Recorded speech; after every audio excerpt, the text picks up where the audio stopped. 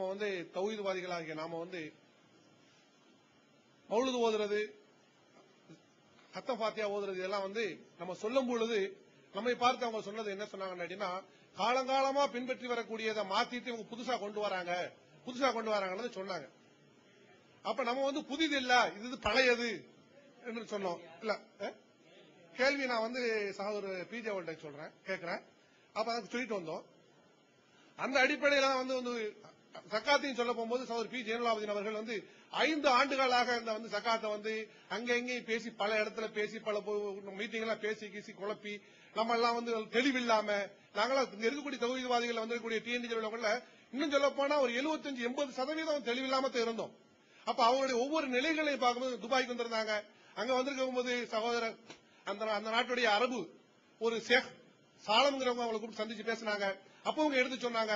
அப்ப அவர் சொன்னாரு, சரிதான் சஹாபிகள் பின்பற்றான்னு சொல்ல முடியாது, வேற ஹதீஸ் எல்லாமே லைஃப் தான் ஒத்துக்கிட்டாரு அவர். அதற்கு அடுத்தாப்புல சகோதரர் கண்ணியத்திற்குரிய இக்பால் மதீன் அவர்கள் வந்து டாக்டர் அப்துல் ஹமீதுங்கிறவங்களை கொண்டு வந்து அங்க பேச வச்சாங்க. அவங்களும் சொல்ல போகும்போது அர்த்தம் சொன்னாங்க, சஹாபிகள் செய்தார்கள் அப்படிதான் சொன்னாங்களே தவிர ஹதீஸ் லைஃப் தான் ஒத்துக்கிட்டாங்க. இதுலயும் நம்ம தெளிவில்லாம இருந்தோம். அதற்கு அடுத்தாப்புல எங்க வந்தோம், இங்க வந்திருக்க போகும்போது வந்து எப்படியாவது நமக்கு நல்ல ஒரு கான்பிடன்ட் கிடைக்கும். 100% ஒரு முக்கியமான ஒரு அமல்.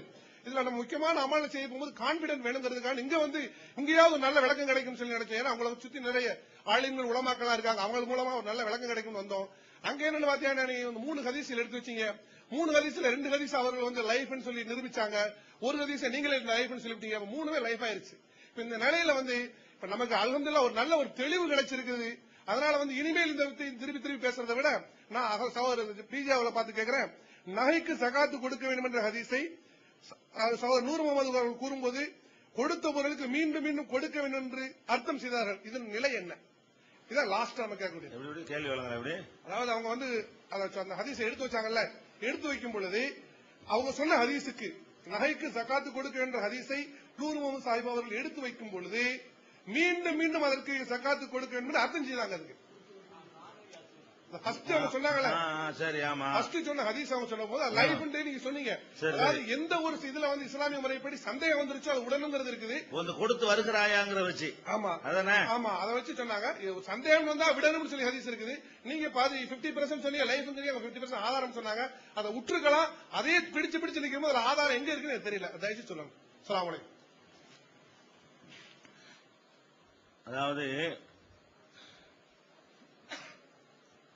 இத நேத்தே சொல்ல வேண்டியதுக்காக நம்ம எடுத்து வச்ச விஷயங்கள் தான். அதாவது அவங்க சொன்னா பதில் சொல்வதற்காக வைத்திருந்தது. இப்ப கேள்வியா வந்திருக்கிறது. என்ன கேட்கிறாருன்னு கேட்டா, இந்த நகைக்கு 2 வளையல் போட்டிருந்தாங்க, அதுக்கு வந்து ரசூலுல்லாஹ்ட்ட வரும் பொழுது இதுக்கு ஜக்காத்து கொடுத்து வருகிறாயா அப்படின்னு கேட்டாங்க. கொடுத்தாயான்னு கேட்கல. கொடுத்தாயான்னு கேட்டா அதுக்கு ஒரு தடவை அர்த்தம். கொடுத்து வர்றியான்னு கேட்டா என்ன அர்த்தம்? நம்மளே ஒரு தமிழ்ல சொன்னா கூட சாப்பிட்டு வர்றீங்களான்னு என்ன அர்த்தம்? ஒழுங்கா மருந்தெல்லாம் சாப்பிட்டு வர்றீங்களான்னா வேலை வலிக்க செய்யலான்னு அர்த்தம் ஆயிரும். சாப்பிட்டியான்னு கேட்டா ஒரு தடவை அர்த்தம். இப்ப சாப்பிட்டியான்னு தான் அர்த்தம் அது. அப்ப அந்த ரசூல்லா கேட்கிறாங்க, அத்தியானி நீங்க வந்து அதை கொடுத்து வர்றீங்களா, ஹல் து அத்தியானிலாம் வரும். நீங்க அதனுடைய ஜக்காத்தை வந்து கொடுத்து வருகிறீர்களான்னு ஒரு வார்த்தை வருது. கொடுத்து வருகிறீர்களா என்பதை வைத்துக் கொண்டு திரும்ப என்று நம்ம அர்த்தம் செய்யலாமே அப்படின்னு கேட்கிறாங்க. அந்த ஹதீஸுடைய சனதுல எல்லாம் கோளாறுகள் உள்ள ஹதீஸ் தான். இருந்தாலும் அந்த அறிவிப்பாளர் உள்ள போனா மறுபடியும் என்ன வரும், அறிவிப்பாளரே ஆசிம் சொல்லிட்டு இருக்கிற மாதிரி சுத்திட்டு இருக்க வேண்டி வரும். அதனால அதுல பாயிண்ட் இல்ல, அதுக்கே வந்துருவோம் நேரடியா. அது என்ன பாயிண்ட் இல்லைன்னு கேட்டா, நீங்கள் கொடுத்து வருகிறாயா அப்படின்னு சொல்லக்கூடிய அந்த மாதிரியான சொற்றொடரை வைத்து அதை கண்டினியூவாகவோ அல்ல வருஷம் என்றோ அர்த்தம் செய்யணுங்கிறது ஒரு பொதுவான ரூல் ஒன்றும் கிடையாது. ஏராளமான ஹதீசுகள்ல கடந்த காலத்தை சொல்லும் பொழுது இது மாதிரியான சொற்களை அல்லாஹ்வுடைய ரசூல் பயன்படுத்தி இருக்கிறார்கள், சஹாபாக்கள் பயன்படுத்தி இருக்கு. இது சஹாபாக்கள் மொழிக்கெல்லாம் எடுத்துக்கலாம். சஹாபாக்கள் அந்த அரபு மொழியில பயன்படுத்தி இருக்கிறார்கள், இலக்கியங்கள்ல பயன்படுத்தி இருக்கிறார்கள், இப்பவும் பயன்படுத்தி கொண்டிருக்கிறார்கள். அந்த மொழியில் அந்த மாதிரி செய்கிறீர்களா வருகிறாயான்னு நிகழ்காலமா கேட்டதுனால அது வந்து தொடர்ச்சியாகத்தான் 2 வளையலுக்கு கொடுத்து வருகிறாயான்னு கேட்டா வருஷம் கொடுத்தாங்க அர்த்தம் தான் வரும் அப்படின்னு சட்டம் எடுக்கிற அளவுக்கு அது ஒரு மாற்றப்படாத ஒரு பொது வீதி ஒன்றும் கிடையாதுன்னு சொன்னா, உதாரணத்துக்கு எடுத்துக்கொண்டால் ஆயிஷா நாயகி வந்து இந்த அவதூறு சம்பந்தப்பட்ட அவங்க மேல ஒரு பழி சொல்லுவாங்க இல்லையா, அந்த ஹதீஸ்ல வரும் பொழுது கூட அவங்க சொல்லுவாங்க, ஆனா உஹ்மலு ஃபி ஹவுதஜின், நான் வந்து அந்த ஒட்டகத்துக்கு மேல இது வைப்பாங்கல்ல உட்கார்றதுக்கு ஒரு பாக்ஸ் மாதிரி, அதுல பல்லக்குன்னு வைங்களேன், அதன் மீது நான் வந்து சுமத்தப்பட்டேன் அப்படின்னு அதை ஏற்றி வைக்கப்பட்டேன் சொல்றாங்க. ஏற்றி வைக்கப்பட்டேன் என்பதை எப்படி சொல்றாங்கன்னா, ஏற்றி வைக்கப்படுகிறேன் நிகழ்காலமா சொல்றாங்க. ஏற்றி வைக்க உகுமல்னு சொல்றாங்க. ஏற்றி வைக்கப்படுகிறேன்னா பட்டுட்டே இருக்கிறாங்கன்னு அர்த்தமா? ஒரு சம்பவத்துல ஒரு பர்டிகுலர் நேரத்துல வந்து நடந்த ஒரு நிகழ்ச்சி.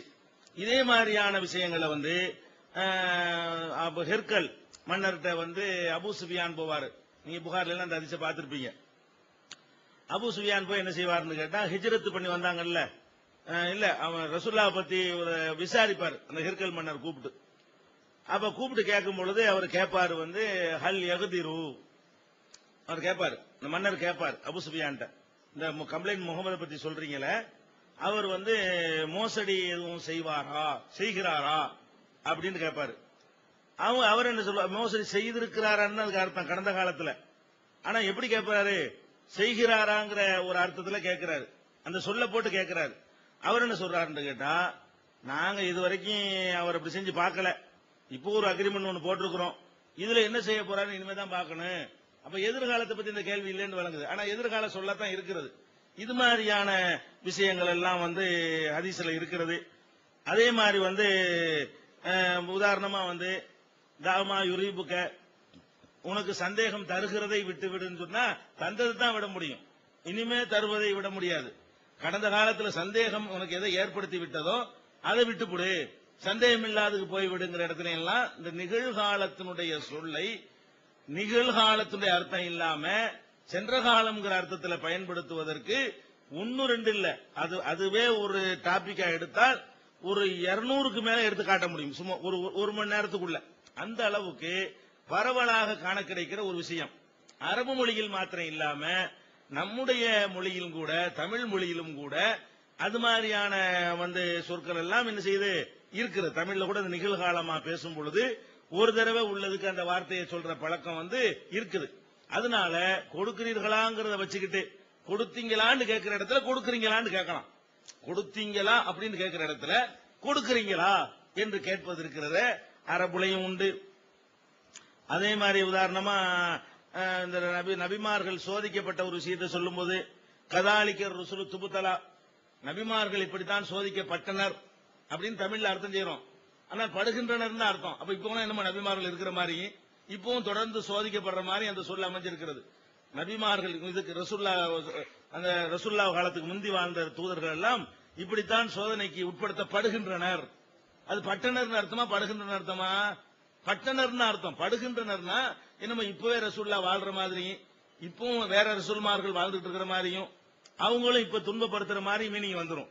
அப்ப அதுல துபுத்தலான்னு சொல்லி வரக்கூடியது வந்து நிகழ்கால வினையா வருது. அர்த்தம் செய்யும் பொழுது சென்றகால வினையாக அர்த்தம் செய்யறோம். இது சட்டம் எடுக்கிறதுக்குரிய சொல் கிடையாது. ஒரு 2 விதமாக பயன்படுத்தக்கூடிய ஒரு சொல்லை வைத்துக் கொண்டு இது கண்டினியூவா தான் இருந்தது என்பதை சட்டம் எடுக்க இயலாது. அந்த அர்த்தம் சொன்னியா நிறைய இருக்கு, அது மாதிரி நிறைய இருக்கு ஆதாரங்கள். அதுவே ஒரு தலைப்பானால் அது விவாதத்துக்குரிய விஷயம் வைங்களேன், அது எடுக்கவே இயலாது. அதை வச்சு எந்த ஒரு ஹுக்குமை வந்து இதனால கண்டினியூவா நடந்ததுன்னு எடுக்கிறதுக்குரிய சொல் இல்ல அது. இரண்டாவது வந்து ஒரு டாபிக், என்ன டாபிக்கு கொடுத்த பொருளுக்கு மீண்டும் மீண்டும் வருஷங்கிறதுக்கு ஒண்ணும் கிடையாது. கேட்டா என்ன செய்வாங்கன்னா, இந்த இடத்துல வருஷம் இல்லாட்டாலும் வேற இடத்துல இருக்குதுல அதை வச்சு பண்ணுவோம்னு சொல்லுவாங்க.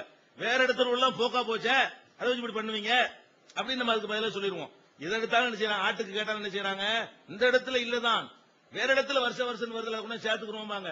எதை வேற இடம்னு சொல்றாங்க, 5 பலவீனம் இருக்குன்னு ப்ரூவ் பண்ணமே அது. அப்ப பலவீனமானதை கொண்டு வந்துதான் வருஷத்தை கொண்டு வந்து இதுல கொண்டு கோர்த்து அது சஹீஹா இருந்தா கொண்டு வந்து சேர்த்துக்கிறேன் வேணாம் நாங்க சொல்லல.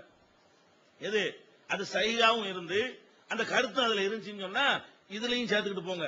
கொடுத்து வருகிறாயா, பொதுவாக வருகிறது, இந்த ஹதீஸ் வருஷம் என்று சொல்கிறது, 2ஐயும் நாங்கள் சேர்த்து விட்டோம்னு சொன்னால் அதை நாங்கள் ஒப்புக்கொள்வோம். அது பலவீனமா இருக்குது, அந்த கருத்தை தரல, 2 விதமான குறைபாட்டோட கொண்டு வந்துகிட்டு அதை காரணம் காட்டி இது நியாயப்படுத்துவது என்பது எந்த வகையிலும் சரியில்லை. அதனால இந்த வருங்கால வினை சொல்லை பயன்படுத்திய காரணத்தினால் அல்லது நிகழ்கால அரபு மொழியில 2க்கும் ஒரே சொல்லுதான். வருங்காலத்துக்கு நிகழ்காலத்துக்கு ஒரே சொல்லதான் பயன்படுத்துவாங்க. அப்ப நிகழ்கால வினையாக அல்லது வருங்கால வினையாக ஒரு சொல் பயன்படுத்ததை வைத்து தொடர்ச்சியாக அந்த செயல் நடந்தது என்று பொருள் செய்ய இயலாது.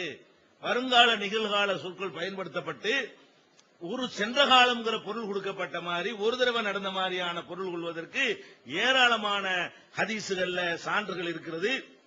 அதனால இது ஒரு ஆதாரமா நிக்காது. இதை வச்சு எந்த ஒரு கருத்தை நிறுவ இயலாது என்பதை நம்ம புரிந்து கொள்ள வேண்டும்.